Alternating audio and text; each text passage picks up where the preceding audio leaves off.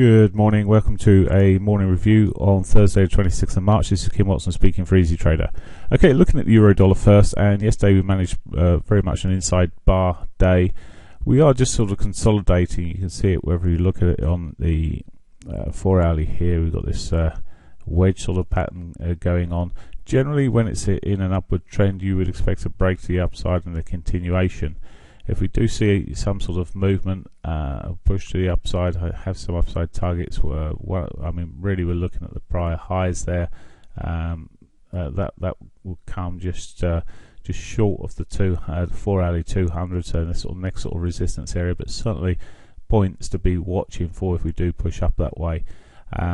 Also got a point just below that level, so which I'd be looking to see price running up to. Alternatively, it starts breaking to the downside where it's easiest to see on the. Let's just close that off, switch that off.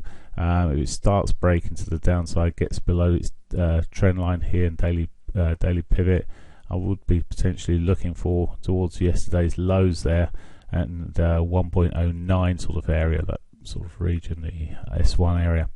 So just watching how it runs out this morning. As I say, any sort of rally, I'd be looking to buy for the break of this trend line for the previous highs, and then hopefully it'll move on a little bit. But at the moment, we are in a consolidation phase with the euro dollar.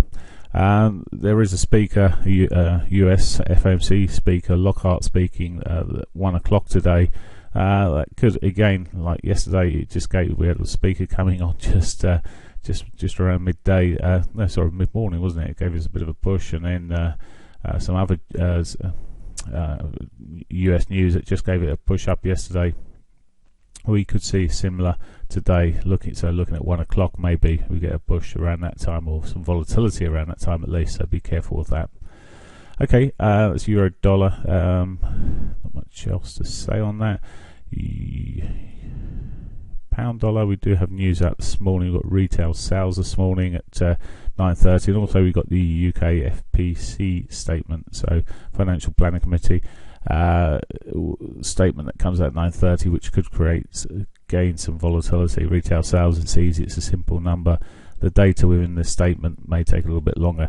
That said, most of that data is probably out there to quite some degree anyway, or been discussed. Okay, so looking at the dailies, yesterday was a bit of a disappointing day, just stayed in range. It's not really managed to move anywhere, and we've all got another day like it at the moment. It's pretty range bound here at this juncture. Actually, on the 60-minute, I just literally had highlighted it yesterday, I believe, and we're still sitting in this area. Now, any sort of push up where we could run up towards yesterday's highs would be a sensible sort of target area there, but it's been so slow. The retail sales may help it up a little bit, maybe, but they've not been big movers of late. As such, it may just give a bit of volatility that the markets need. We'll see how things run, but if it breaks the lower trend there, just pop that on there. If it breaks this sort of lower trend line, badly drawn, but if it breaks that, I'd be looking back down towards yesterday's low. So very, very simple, really. Just looking for the momentum to build, and maybe we'll be looking at a longish position to run up to yesterday's highs at this juncture. But I'll watch that carefully. Okay, dollar yen. Of course, that news at 1 o'clock will also affect the cable and the dollar yen. Dollar yen. Big recovery this morning, huge shift here. We've now broken through the daily 100, may get back to some support at 118.285. Looking at shorter term range, back through that monthly pivot there. At this point here, we may find a bit of support, but it's certainly been moving down. It's difficult to see where the support may come from after here, apart from looking, as I say, back to these high time frames. And you've got sort of plenty of clear air, but to coin one of Charlie's phrases, but plenty of lacking any sort of support until we get, as I say, get back down a little bit further. In fact, just looking on the dailies there was that sort of prior highs there that may just be giving it a bit of support now, although they had here. So really looking at perhaps those lows for some support there.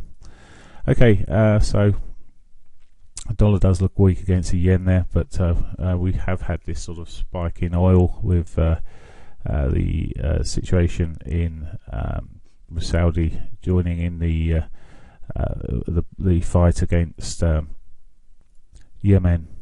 Okay, looking down at the hourlies, as I say, no real support there. So finally, Aussie dollar.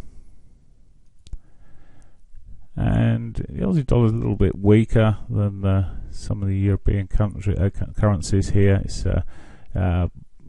pulled off through the Asian session, but managing a bit of a recovery at the moment. There is some potential further upside here. It's just slower than the other markets. Didn't yesterday get into anything really, and then sold off later in the afternoon there. There's a possibility it could run back up towards its hourly 50 there at 78.62. Reasonable probability of that happening, but it's very, very slow, and I'd like to see the other markets all moving with it. So that is a possibility. If it does start rolling to the downside and breaks the lows here, I'll really be looking for back down to that monthly pivot area. Okay, not much else there to say today. Hope you have a great one. Bye for now.